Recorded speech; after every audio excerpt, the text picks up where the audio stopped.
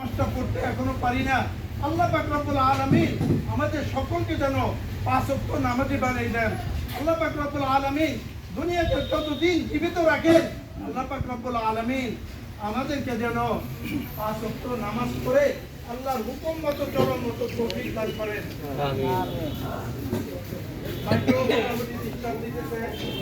তারপরে আমি যে কথা বলতেছি আমার আওয়াজ আলহামদুলিল্লাহ মোটামুটি বড়, আপনারা পিছন থেকে শুনতেছেন।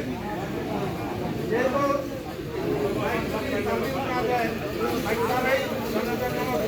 পালানো লাগবে, পুরোপুরি আওয়াজটা পিছন দিক থেকে না আসে তাহলে মাঝখান থেকে একদম দ্বিতীয় কথা হইল